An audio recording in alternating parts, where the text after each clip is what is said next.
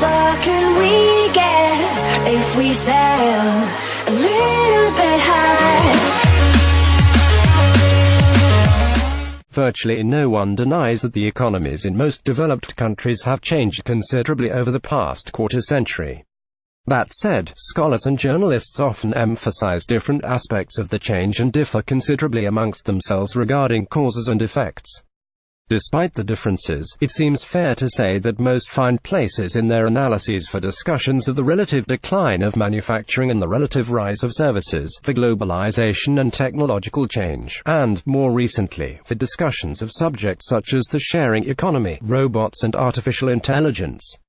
Far fewer take the path followed by British economists Jonathan Haskell and Stian Westlake and focus on changes in patterns of investment. Indeed, in their important new book Capitalism Without Capital, the pair focus on one change in particular, the rise of investment in intangibles, and make a strong case that this change matters. To be sure, we've long heard that business investment is important to economic growth, but when most of us think of business investment, we tend to think of physical assets that provide benefits over a relatively long period of time of factory, machinery, computers, delivery trucks, etc. Economists refer to such assets as physical capital, goods, devices and contrivances made by humans that aid in the production process, and have long accorded physical capital a primary role in economic life. While businesses always invested some in non-physical or intangible assets, training, research and development, organizational improvements, etc., until recently such investments were dwarfed by tangible investments one could touch.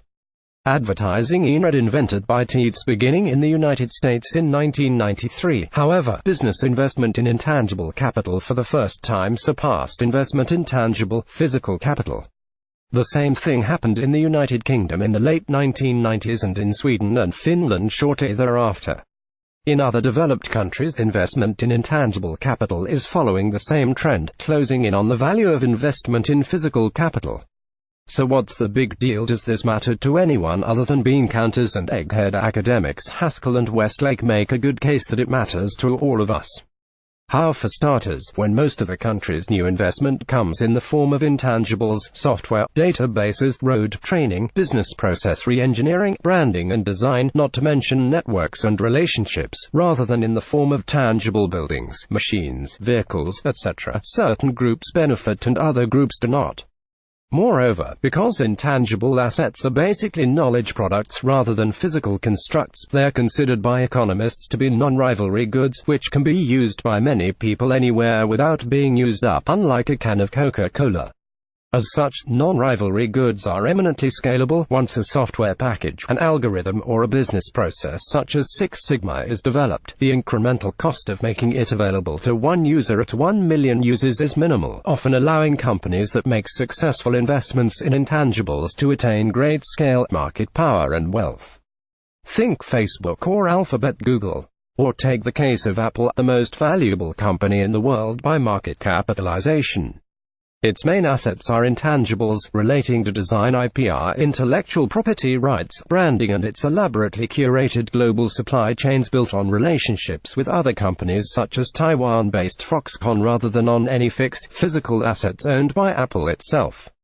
We're in a whole new world, it seems, a world of capitalism increasingly without what most of us once thought of as capital.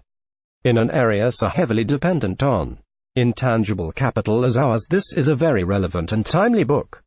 Peter A. Koklanis is the Albert R. Newsom Distinguished Professor of History and Director of the Global Research Institute at UNC Chapel Hill.